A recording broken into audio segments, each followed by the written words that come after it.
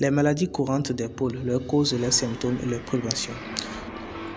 Bonjour et bienvenue dans une nouvelle vidéo. Ici, c'est les animaux de l'élevage. Si c'est pour votre première fois, n'hésitez pas à vous abonner pour nous soutenir. Maintenant, le like et le partage, ceci dépendra de comment est-ce que vous avez apprécié la vidéo. Alors, je vous invite à rester jusqu'à la fin de cette vidéo pour pouvoir bien apprécier le contenu de cette vidéo.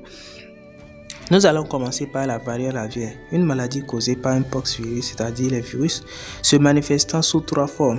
Forme cutanée avec des nodules sur les parties non emplumées, la forme coryza variolique avec des éternuements et le jetage, et la forme bucopharyngien avec présence de fausses membranes ou plaques blanchâtres dans la bouche, sur la langue et le pharynx, ce qui rend la déglutition difficile.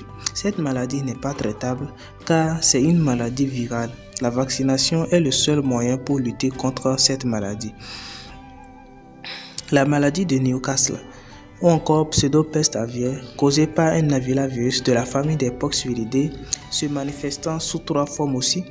La forme respiratoire avec des polypnées, c'est-à-dire des difficultés respiratoires ou des complications respiratoires. L'animal secoue la tête comme pour déboucher les narines et croûte jaunâtre sur les fosses nasales.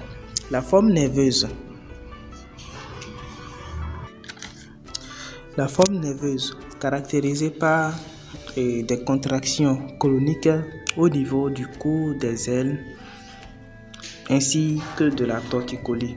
Enfin, la forme digestive accompagnée de diarrhée blanche jaunâtre qui devient bleu-vert, parfois hémorragique, suivant les plumes autour du cloaque. La maladie est à éviter car c'est une maladie virale, donc on se base sur la prophylaxie. La bronchite infectieuse, causée par un coronavirus aviaire, se manifestant sous deux formes. La forme respiratoire, toux, râle, trachéo humide ou bruit de pompe chez les jeunes, et de la conjonctivite. Et la forme reproducteur qui s'accompagne de chutes de ponte de 10 à 50% ou œufs de mauvaise qualité avec des lésions à l'oviducte. Encore, là, cette maladie est à éviter car c'est une maladie virale. La lutte est strictement basée sur la prophylaxie, c'est-à-dire sur la vaccination, bien sûr.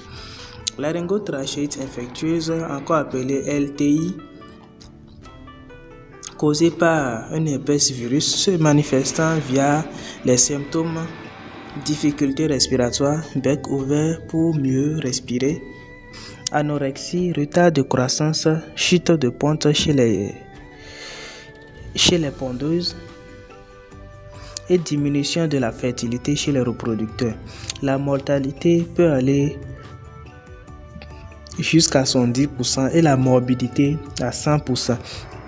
Étant donné que c'est une maladie virale, donc il est préférable de se baser sur la vaccination. Cette maladie n'est pas aussi traitable. La maladie de Gumboro, encore appelée bursite infectieuse, causée par un virus et se manifestant via les symptômes suivants.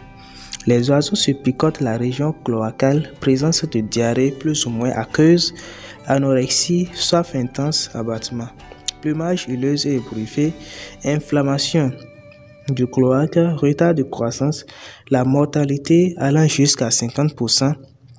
La maladie n'est pas traitable non plus car c'est une maladie virale. La lutte est basée sur la vaccination.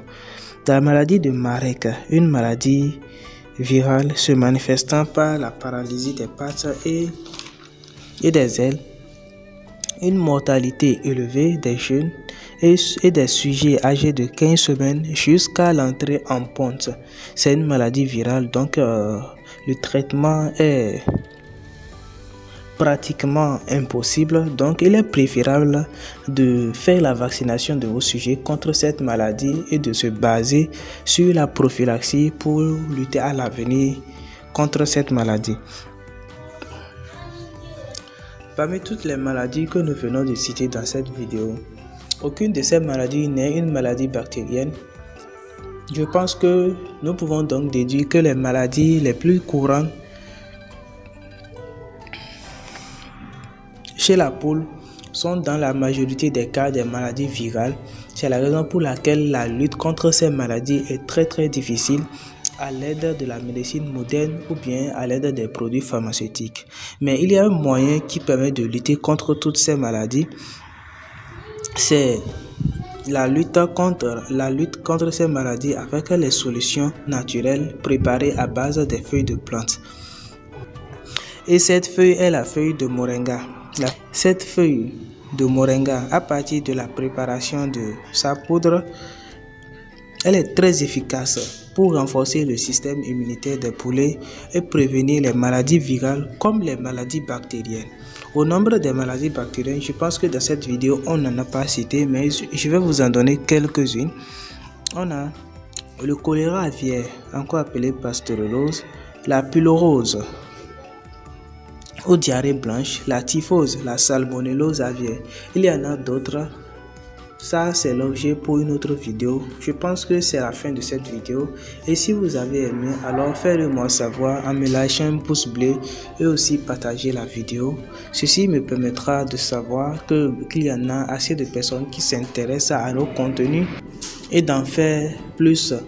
Et par rapport à la poudre de la feuille de moringa, pour ceux qui ont des difficultés à élaborer, à fabriquer cette poudre, alors j'ai déjà fait une vidéo. Je vous mettrai le lien dans la description de cette vidéo ou simplement vous pouvez m'écrire en commentaire et je vous envoie directement le lien.